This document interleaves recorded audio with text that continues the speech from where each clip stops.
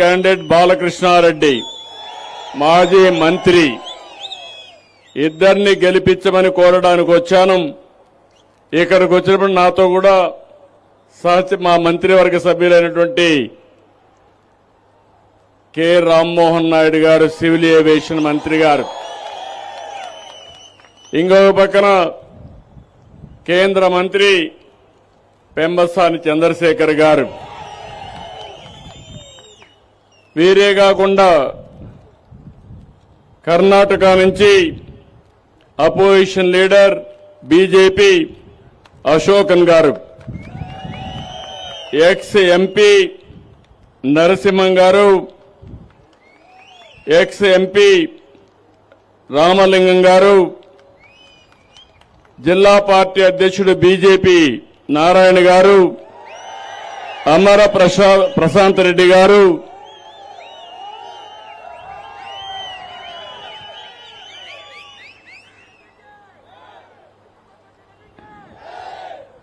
அனைவருக்கும் வணக்கம்.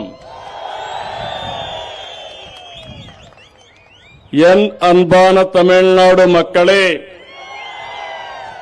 உங்களுடன் என் பிறந்த நாளில் இங்கே இருப்பது ரொம்பவே சந்தோஷ். மாற்றத்தை கொண்டு பெற வேண்டும் என்ற ஆர்வம் உங்களிடம் தெரிகிறது. கவலை படாதீங்க, இன்னும் 15th డేస్ மட்டும்தான். ఈనాడు ఇక్కడ రావడం, మీ అభిమానం చూస్తా ఉంటే ఆంధ్రప్రదేశ్ లో లేని అభిమానం ఈరోజు తమిళనాడులో నేను చూస్తున్నాను. అయితే తమిళనాడు అంటేనే మనం గుర్తుపెట్టుకోవాల్సింది ద్రవిడ సంస్కృతికి మూలం. పల్లవ, చేర, చోళ, పాండ్య వంటి రాజవంశాలు పాలించిన గొప్ప చరిత్ర కల నేలది. ఇక్కడ ఆచారాలు, అలవాట్లు అందరికీ ప్రత్యేకం. తమిళం అంటేనే అత్యంత ప్రాచీన భాష. మీ అభిమానం ప్రపంచంలో ఏ భాషలో కూడా లేదు. ఇక్కడ తెలుగు వాళ్ళు కూడా తమిళ్లోనే మాట్లాడతారు. అది విశిష్టత. అందుకని స్వాతంత్రం వచ్చిన తర్వాత అంత మునుపు కూడా బాగా అభివృద్ధి అయిన ప్రాంతం తమిళనాడు. మనందరికీ ఒకప్పుడు రాజధాని మెడ్రాస్ ప్రెసిడెన్సీ, అంటే మద్రాసు కేంద్రంగానే ఆ రోజు పనిచేశాం. ఆ తర్వాత పొట్టి శ్రీరాములు గారి ఉద్యమంతో భాషా ప్రయుక్త రాష్ట్రాలు ప్రారంభమై ఆంధ్రప్రదేశ్ వచ్చింది, కర్ణాటక వచ్చింది, కేరళ వచ్చింది, గుజరాత్ ఇలాంటి రాష్ట్రాలు వచ్చాయి. ఎన్నో పరిశ్రమలు, వాణిజ్యానికి తమిళ గడ్డ పేరుగాంచింది. తమిళ ప్రజలంటే క్రమశిక్షణ, పట్టుదల, కష్టపడే మనస్తత్వం, తెలివితేటలు. ఇదే తమిళ సోదరుల సక్సెస్ సీక్రెట్. ఏ రంగంలో అయినా రాణించే శక్తి తమిళులకుంది. ఇది మనస్ఫూర్తిగా అభినందనలు, ధన్యవాదాలు. అనేక నాగరికతలు తమిళనాడు ఒకటి. అత్యంత ప్రాచీన నాగరికత. ఎన్నో సాంస్కృతిక దాడులు జరిగిన యుద్ధాలను తట్టుకుని నిలిచింది. ఎంతో మంది పుణ్యాత్ములు, ప్రముఖులు ఈ తమిళనాడులో జన్మించారు. కన్నగి, తిరువళ్ళవార్, కంబన్, సుబ్రహ్మణ్య భారతి, సివి రామన్, సర్వేపల్లి రాధాకృష్ణన్, శ్రీనివాస రామానుజన్, అబ్దుల్ కలాం. నేనే ఆయన ఆ రోజు దేశ అధ్యక్షులుగా ఎంపికవడంలో నేను కూడా కృషి చేశాను. అదే మాదిరిగా స్వామినాథన్, ఇలాంటి మహానుభావులు ఇక్కడి నుంచే వచ్చారు. ఇక్కడుండే ప్రాచీన ఆలయాలు ఎక్కడా లేవు, సాంస్కృతిక ప్రదేశాలు ఎక్కడా లేవు, పర్యాటక కేంద్రాలు కూడా ఇక్కడే ఎక్కువ ఉన్నాయి. తంజావూర్, తిరుచిరాపల్లి, చిదంబరం, మదురై, కంచి, రామేశ్వరం, ఇక్కడికి రాని భక్తులు ఎక్కడా దేశంలో లేరు. ఎక్కడన్నా దేవాలయాలు సందర్శించాలంటే తమిళనాడులోనే ప్రాచీన దేవాలయాలు ఉన్నాయి. అరుణాచల శివుణ్ణి చూచేందుకు ఏపీ మొత్తం వస్తుంది. అదే సమయంలో తిరుపతి దగ్గరికి మొత్తం తమిళనాడు నుంచి పెద్ద ఎత్తున వెంకటేశ్వర స్వామికి మీరందరూ కూడా వచ్చే పరిస్థితికి వచ్చారు. మనమందరం కూడా తమిళ్, తెలుగు, కన్నడ, మలయాళం మన భాష ఏదైనా మనమందరం దౌడిలం. మీరు ఈ విషయం గుర్తుపెట్టుకోవాలి. అందుకే మన నాయకుడు నందమూరి తారక రామారావు గారు 40 సంవత్సరాల కంటే ముందు ద్రవిడ భాషలన్నీ ఒక దగ్గరికి రావాలని ఆ రోజు మీరు చూస్తే ద్రవిడ యూనివర్సిటీ పెట్టారు. అది కూడా నేను 40 ఏళ్లుగా ఎమ్మెల్యేగా ఉన్నాను కుప్పం నుంచి. ఒక పక్క తమిళనాడు, ఒక పక్క కేరళ, కర్ణాటక, మధ్యలో ఈ యొక్క మనం అనుకున్న కుప్పం. ఇప్పుడే మా మిత్రులు ఇక్కడ మా పవన్ కళ్యాణ్ గారి అభిమానులు, అనుమాయులు ఉన్నారు. మొన్నే మీరు ఆంధ్రప్రదేశ్ లో చూశారు. ఆంధ్రప్రదేశ్ రాష్ట్రాన్ని కాపాడుకోవడానికి నేను జనసేన అధినేత పవన్ కళ్యాణ్, ప్రధానమంత్రి నరేంద్ర మోడీ గారు కలిసి ఎన్డీఏ తరపున ముందుకు పోయాం. తమ్ముళ్ళు మీరు గుర్తుపెట్టుకోవాలి, 94% సీట్లు గెలిపించారు. చరిత్రలో ఎప్పుడూ రాని గెలుపు. దానికి కారణం డబుల్ ఇంజన్ సర్కారు కావాలనుకొని ఓట్లేశారు. అందుకే ఈరోజు చూస్తే ఇక్కడ కూడా మీ మూడు చూస్తున్నాను. నేను తమిళనాడుకు వస్తే నేను కుప్పంలోనో లేకుంటే విజయవాడలో ఉన్నానా అనే అనుమానం వచ్చే పరిస్థితి వచ్చింది. కానీ ఒక విషయం మీరు గుర్తుపెట్టుకోవాలి, ఎన్టీఆర్ సినిమా జీవితాన్ని ప్రారంభించింది చెన్నై నుంచి. ఒక మహానటుడిగా ఎదిగారు. అక్కడి నుంచి ఆంధ్రప్రదేశ్ ముఖ్యమంత్రిగా ఒక మహానాయకుడు అయ్యారు. మీరందరూ గుర్తుపెట్టుకోవాలి, మొట్టమొదటిసారిగా తమిళనాడు రుణం తీర్చుకోవాలని ఎంజీఆర్ తో కలిసి తెలుగు గంగా నీళ్లు చెన్నైకి ఇచ్చిన ఘనత ఎన్టీ రామారావు గారిది.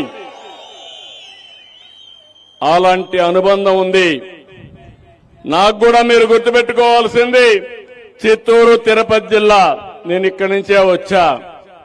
ఈ జిల్లాలో తమిళ ఎక్కువ మాట్లాడతాం. ఇక్కడ మీరెట్టై తెలుగు మాట్లాడతారో అక్కడ తమిళ మాట్లాడే పరిస్థితిలో ఉంటారు. అలాంటి అనుసంధానం ఉంది. ఇంకో పక్క మీరందరూ చూస్తే నేను పెళ్లి చేసుకున్నది కూడా తమిళనాడులోనే పెళ్లి చేసుకున్నా, చెన్నైలోనే పెళ్లి చేసుకున్నా. అప్పుడు ఎన్టీ రామారావు గారు చెన్నైలోనే ఉండేవాడు. అప్పుడు మెడ్రాస్, తర్వాత చెన్నై అయింది. ఇవన్నీ కూడా మా కుటుంబానికి తమిళనాడుకు అవినాభావ సంబంధం ఉంది. నీళ్లు ఇవ్వడమే కాదు, అన్ని వేళలా తమిళనాడు గాని ఆంధ్రప్రదేశ్ గాని అన్నా దమ్ములుగా కలిసిపోతున్నామని మరొకసారి మీ అందరికీ విజ్ఞప్తి చేస్తున్నాను. అయితే నేను ఈరోజు వచ్చిన పని మీరు గుర్తుపెట్టుకోవాల్సింది, ప్రధానమంత్రి నరేంద్ర మోడీ గారు ఒక మంచి నాయకుడు. 12 సంవత్సరాలు సమర్థవంతమైన నాయకత్వాన్ని ఇచ్చాడు. ఒక పక్క అభివృద్ధి, ఇంకో పక్క సంక్షేమం, ఇంకో పక్క సుపరిపాలన. ఈ మూడు కలిపి దేశ భవిష్యత్తుని పరుగులు పెట్టిస్తున్న వ్యక్తి ప్రధానమంత్రి నరేంద్ర మోడీ గారు. నేను కూడా 50 ఏళ్లు రాజకీయం, నాకు 48 ఏళ్లు. ఇంకొక 2 ఏళ్లలో 50 ఏళ్లు అవుతుంది. నేను కూడా దేశంలో అనేక సార్లు రాజకీయాలు చేశాను. ప్రధాన మంత్రుల్ని ఎంపిక చేశాం. అదే సమయంలో చాలా మంది ప్రధాన మంత్రులను చూశాను. అందరికంటే చాలా స్ట్రాంగ్ గా పనిచేసే వ్యక్తి, భారతదేశాన్ని ప్రపంచ పటంలో గౌరవప్రదంగా పెట్టిన వ్యక్తి నరేంద్ర మోడీ గారు. అవునా కాదా అని మిమ్మల్ని అడుగుతున్నా. అవును అంటే గట్టిగా చెప్పండి, చెప్పండి. అవును అని చెప్పండి. ఇంకొక పక్క మీరు ఒకటే గుర్తుపెట్టుకోవాలి, తమిళుల ప్రయోజనాలు, దేశ ప్రయోజనాలు పట్టని పార్టీలు కొన్ని ఉన్నాయి. మొన్నే మనం ఒకసారి చూశాం. మీరు ఒకసారి చూస్తే ప్రధానమంత్రి గారు దూరదృష్టితో ఆలోచించారు. వికసిత్ భారత్ 2047 దీనికోసం ఒక ప్రణాళిక తయారు చేశారు. ఎప్పుడు ఇవ్వని సంక్షేమ కార్యక్రమాలు ఇచ్చారు. అభివృద్ధిని పరిగెత్తించే పరిస్థితికి వచ్చారు. సామాజిక న్యాయం కోసం, మహిళల కోసం బిల్లు కూడా తీసుకొచ్చారు, రిజర్వేషన్ల కోసం. ఇది మీ అందరూ గుర్తుపెట్టుకోవాలి. మన ఇంట్లో మన చెల్లెలున్నారు, మన తల్లులున్నారు, మన భార్యలున్నారు. అలాంటి సందర్భంలో ప్రధానమంత్రి గారు ఆలోచించింది, సమాజంలో సముచితమైన గౌరవం ఆడబిడ్డలకు ఇవ్వాలి, 33% రిజర్వేషన్లు పెట్టాలని ఆలోచించిన వ్యక్తి మోడీ గారు. మొన్న జరిగిన డ్రామా మీరు చూశారు. కాంగ్రెస్ పార్టీ ఆ బిల్లును వ్యతిరేకించింది. ఇంకో పక్క డిఎంకే పార్టీ ఇది తమిళనాడు, ఢిల్లీ పైన విజయమని విర్రవీగుతున్నారు. నేను అడుగుతున్నా, ఏమి సాధించారని అడుగుతున్నాను. నేను ఒక సీనియర్ లీడర్ గా అడుగుతున్నా. ప్రధానమంత్రి గారు చెప్పింది, ఏ రాష్ట్రానికి ఆ రాష్ట్రం 50% సీట్లు పెంచుతామని. ఆంధ్రప్రదేశ్ లో 25 ఉన్నాయి, ఇంకొక 13 పెరుగుతాయి, 38 అవుతాయి. తమిళనాడులో 39 ఉన్నాయి, 20 పెరుగుతాయి, 59 అవుతాయి. యూపీలో 80 ఉంటే 40 పెరిగి 120 అవుతాయి. దీంట్లో తప్పేమైనా ఉందా తమ్ముళ్ళు, ఆడబిడ్డలు? మీరే చెప్పండి. అందులో 33% ఆడబిడ్డలకు సీట్లు ఇస్తామని చెప్పారు. ఎన్నో సంవత్సరాలుగా 1996లో నేను యునైటెడ్ ఫ్రంట్ కన్వీనర్ని, దేవేగౌడ గారు ప్రధానమంత్రి. ఆ రోజే బిల్లు ప్రవేశపెట్టారు. దానికి అడ్డుపడింది కాంగ్రెస్ పార్టీ. ఆ బిల్లు పాస్ కానీయకుండా చేశారు. వాజ్పేయి గారు వచ్చారు, 3 సార్లు మహిళా రిజర్వేషన్లు బిల్లు పెట్టారు. కాంగ్రెస్ పార్టీ సహకరించలేదు. 2009-10లో ఆ రోజు కాంగ్రెస్ బిల్లు తీసుకొచ్చారు. రాజ్యసభలో బిల్లు పాస్ చేశారు, లోకసభలో బిల్లు పాస్ చేయలేదు. ఎందుకు పాస్ చేయలేదో మీరే చెప్పమని డిమాండ్ చేస్తున్నాను. ఈ రోజు ప్రధానమంత్రి గారు ఒక మాట చెప్పారు, నాకొక్కరికే క్రెడిట్ అవసరం లేదు, మీరు కూడా తీసుకోండి, అవసరమైతే మీ ఫోటోలు కూడా వేసి మీరు సహకరించారని పబ్లిసిటీ ఇస్తారని ప్రధానమంత్రి గారే చెప్పారు. ఏమొచ్చిందని నేను అడుగుతున్నా, ఏమి సాధించారని అడుగుతున్నా. ఇప్పుడు వీళ్ళు చెప్పేది, ఆ రోజు వాజ్పేయి గారు 2001లో దక్షిణ భారతదేశంలో జనాభా తగ్గుతా ఉంది,